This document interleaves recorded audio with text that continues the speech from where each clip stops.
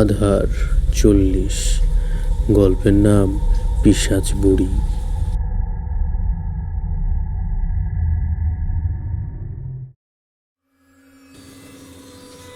আসসালামু আলাইকুম। আশা করি সবাই ভালো আছেন। আল্লাহ আপনাদের সব সময় ভালো রাখুন, এই দোয়াই রইল।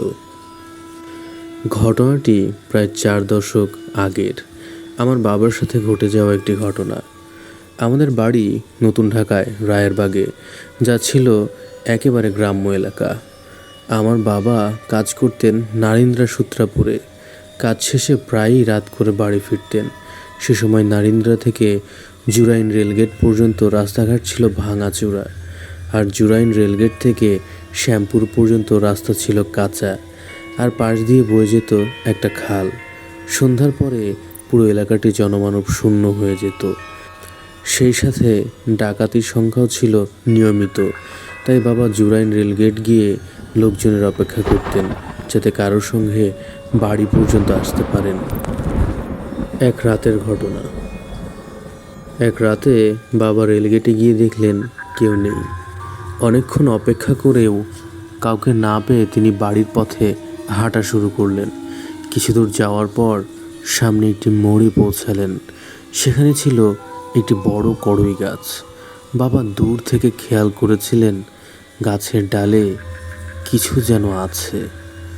কাছে গিয়েই দেখলেন গাছের ডালে একজন বুড়ি মহিলার মতো অবয়ব বসে পা দুলাচ্ছে আর বিকট গলায় কাঁদছে। এমন দৃশ্য দেখে বাবা ভয়ে জোরে জোরে আল্লাহর নাম নিতে শুরু করলেন। কয়েক মিনিট এমন চলার পর সাহস করে পেছনে ফিরে পাশের একটি আধো পরিচিত বাড়ির দরজায় গিয়ে কড়া নাড়লেন। বাড়ির ভেতর থেকে একজন জিজ্ঞেস করলেন, এই রাতে এখানে কি করছেন? বাবা ভয়ে ভয়ে বললেন, গাছটিতে একটা বুড়ি দেখছি। লোকটি শুনে বললেন, এই জাউড়া বুড়ি আবার আসছে। এর জন্য আমরা রাইতে ঘুমাইতে পারি না। চলেন, দেখি ওর খবর আছে।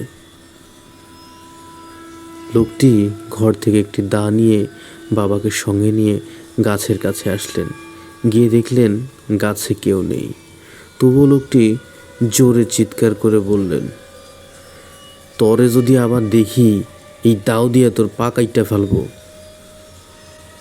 এইসব বলে লোকটি বাবাকে কিছু দূর এগিয়ে দিয়ে বাড়ি ফিরে গেলেন।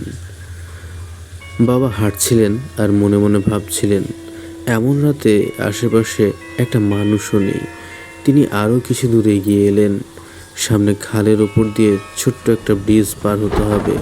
ব্রিজের কাছাকাছি পৌঁছে দেখলেন আবারও একটা বুড়ি ব্রিজের ওপর সাদা চাদর বিছিয়ে রাস্তার মাঝখানে বসে কাঁদছে। এবার বাবা বুঝতে পারলেন এটা সেই খারাপ জিনিসটাই হতে পারে। তিনি ঘাবড়ে গেলেন এবং ভয়ের সঙ্গে সঙ্গে নিজেকে শক্ত রাখার চেষ্টা করলেন। সঙ্গে সঙ্গে জোরে জোরে আল্লাহর নাম নিতে শুরু করলেন। তিনি যতবার আল্লাহর নাম নেন, মহিলাটি কাপড় টেনে একটু পিছিয়ে যায়।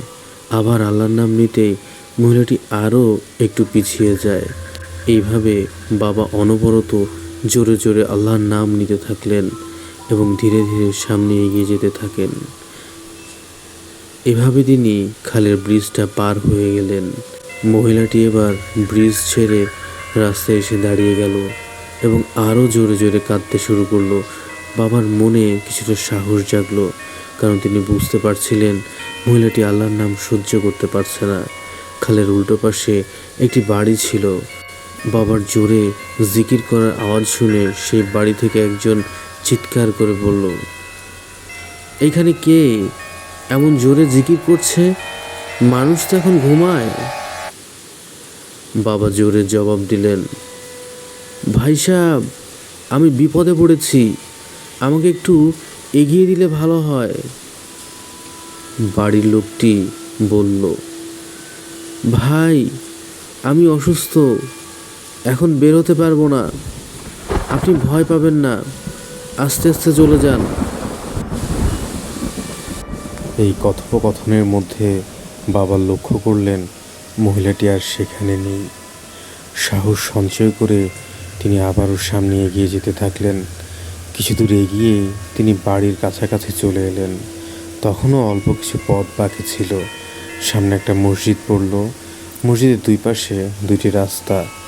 এক পাশের রাস্তাটি ঝোপঝাড়ে ভরা এবং পাশে একটি ডোবা। এই পথ দিয়ে গেলে সময় কম লাগবে। অন্য পাশের রাস্তাটি ভালো, কিন্তু তা দিয়ে যেতে সময় বেশি লাগবে। বাবা ভাবলেন, আগে আগে বাড়ি পৌঁছাতে পারলেই বাঁচি। তাই তিনি ঝুঁকি নিয়ে ছোট পথটি বেছে নিলেন। ঘটনাটি এখানেই শেষ হতে পারত, কিন্তু তা হলো না। বাবা জাস্ট মসজিদের সীমানাটা অতিক্রম করলেন আর দেখতে পান হারিকেন হাতে 7 বা 8 বছরের একটি বাচ্চা বাবার পাশ দিয়ে সামনের দিকে আগে আগে হাঁটছে। বাবা কিছু বুঝে উঠতে পারলেন না। তিনি প্রথমে ভেবেছিলেন আশেপাশে কোনো বাড়ির বাচ্চা বের হয়েছে হয়তো। তাই তিনি বাচ্চাটাকে জিজ্ঞাসা করলেন, এই পিচ্চি, কোথায় যাচ্ছ? কোন বাড়ি তুমি? বাচ্চাটা কোনো কিছু না বলেই আগে আগে হাঁটছে। বাবা কিছুটা বিচলিত হলেন এবং কিছুটা আন্দাজ করতে পারলেন।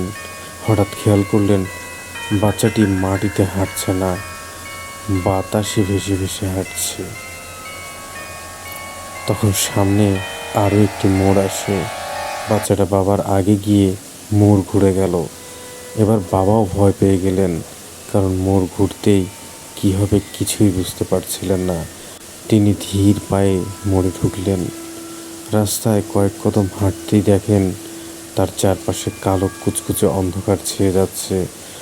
মানে এত অন্ধকার হলো যে সামনে আর কিছুই দেখতে পাচ্ছিলেন না বাবা। তিনি আবারও সেই কান্নার আওয়াজ শুনতে পেলেন, তবে এবার যেন আওয়াজটা বাবার খুব কাছাকাছি মনে হচ্ছে। বাবা আর সাহস ধরে রাখতে পারলেন না।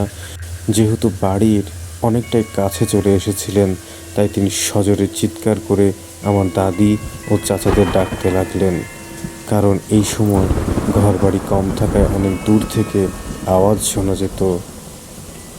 আর আমার দাদির একটা অভ্যাস ছিল, যতক্ষণ না আমার বাবা ও চাচারা বাড়িতে ফিরতেন ততক্ষণ তিনি বসে পান চিবোতেন। তো আমার দাদির কানে আওয়াজটা পৌঁছে এবং রাত বেশি হওয়ায় তিনিও চিন্তিত হয়ে পড়েছিলেন। তখন আমার দাদি তাড়াতাড়ি করে আমার চাচাদের ডেকে তুলে পাঠান বাবাকে এগিয়ে নিয়ে আসার জন্য। ইতিমধ্যে চাচারাও তড়িঘড়ি করে বেরিয়ে পড়েন তাকে নিয়ে আসতে। আর আমার বাবাও এভাবে চিৎকার করে যাচ্ছিলেন। বাবার চিৎকারের সূত্র ধরে চাচারা যখন এগিয়ে আসছিলেন, তখন বাবা দূর থেকে হারিকেনের আলো দেখে একটু সাহস পান এবং জায়গার নাম উল্লেখ করে বলতে থাকেন, আমি এই মোড়ে আছি।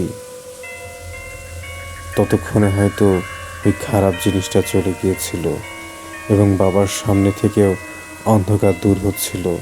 আমার চাচারা এসে তখন আমার বাবাকে বাড়ি নিয়ে যান এবং বাবা বেশ কিছুদিন অসুস্থ ছিলেন। তবে আল্লাহর রহমতে সৌভাগ্যবশত সেদিন আমার বাবার তেমন কিছুই হয়নি। আমার বাবার সঙ্গে ঘটে যাওয়া আরও বেশ কিছু ঘটনা আছে। যদি আপনাদের ভালো লাগে তাহলে নেক্সট টাইম পাঠানোর চেষ্টা করব। ধন্যবাদ সবাইকে।